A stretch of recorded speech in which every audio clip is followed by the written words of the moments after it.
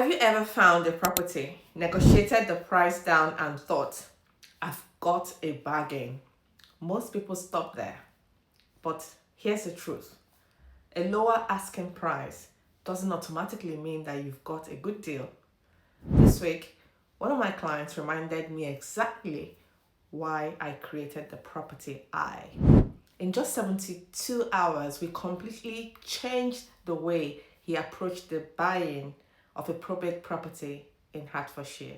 Not only did we restructure the purchase, we identified the best investment strategy, created multiple exit options, and after one final conversation before I went to bed, he successfully further negotiated another £37,500 of the deal. This is exactly what the property I is designed to do. If you're buying your first home, investing or renovating or developing property, stay with me because this could save you thousands. So what is the property I? Before I tell you the story, let me explain what the property I actually is. People often assume I'm a surveyor. No, I'm not. Some think I'm replacing the architect. I am not. Others think I'm simply project managing renovations. Again, that's only part of what I do. The property I is a strategic review of a property before you commit your money. It's looking beyond what you can see. Most people see a kitchen. I see whether moving one wall could create another bedroom. Most people see a garden. I see whether there's development opportunity, potential. Most people ask, do I like this property? I ask, will this property achieve your financial goals? They are two completely different questions. 3 days ago, a client contacted me. He had already agreed to buy a probate property for £775,000. His first question was, Ify, is this a good deal? My answer surprised him. I said, I don't know. Not because I wasn't experienced, but because I refused to answer that question until I have seen the property. And that's the mistake. Number one mistake I see buyers make. Never rely on estate agents' photograph. Never rely solely on videos. Never buy a property without physically seeing it. Properties always tell a different story in person. So I visited the property with my builder. Straight away, we could see things the photographs didn't show. The property required significant refurbishment. The garden needed extensive work. Certain areas would require redesign. Immediately, I started making notes, not just about what needed repairing, but about opportunities. Could we improve the layout? Would another strategy generate better returns? Could we increase value through refurbishment? What planning opportunities might exist? What would happen if the market changed? Could the client still make money?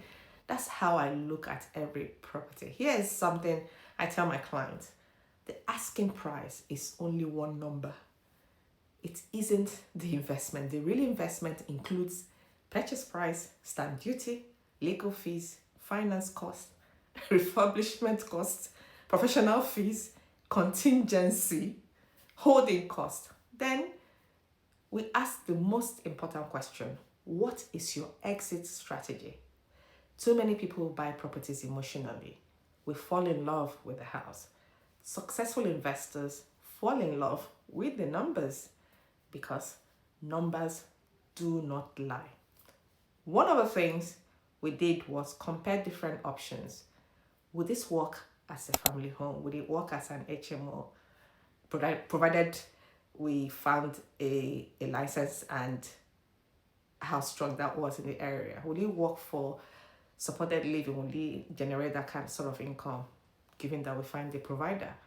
What if the rental market changed? What if selling became the better option? So instead of having one plan, we designed multiple exit strategies. Good investors don't put themselves in a position where there's only one way to succeed.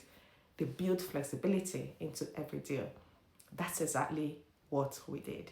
After reviewing everything, we completely restructured the purchase.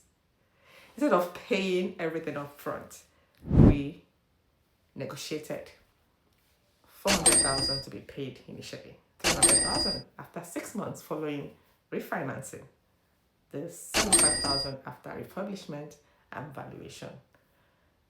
Before I went to bed, I sent him a message. I asked him to ask for a further reduction, the 75k. You should ask them to write it off. He laughed. I gave him a reason to present. He laughed. But he asked. The worst they could have done is say no. That was my thinking. I woke up the next morning to his message. The seller agreed to reduce that final amount by another 37,500. So met him in the middle. Based on giving the valuation, everyone is happy. That wasn't luck. That came from understanding the property's value and negotiating from knowledge rather than emotion. This is why I love what I do. Yes, I enjoy renovation, the designing part. Yes, I do. I also enjoy project managing, but what really excites me is helping clients make better decisions before they spend hundreds of thousands of pounds. Sometimes I tell people to buy. Sometimes I tell them to negotiate. Sometimes I tell them to walk away because my responsibility isn't to help someone buy a property.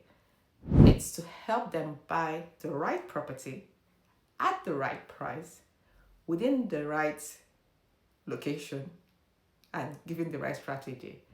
So if you're looking to buy a property, if it's your home, an investment, a refurbishment project, or a development, don't make one of the biggest financial decisions of your life without getting a second opinion. Book a property eye consultation with me. Together, we will review the property, analyze the numbers, explore the opportunities, identify the risk, and build a strategy that works for your goals. If you want to invest in property but don't know how to do that, don't have the time, don't want the hassles, we can do the heavy lifting for you as well. Just visit heritage.co.uk or send me a direct message to book a consultation.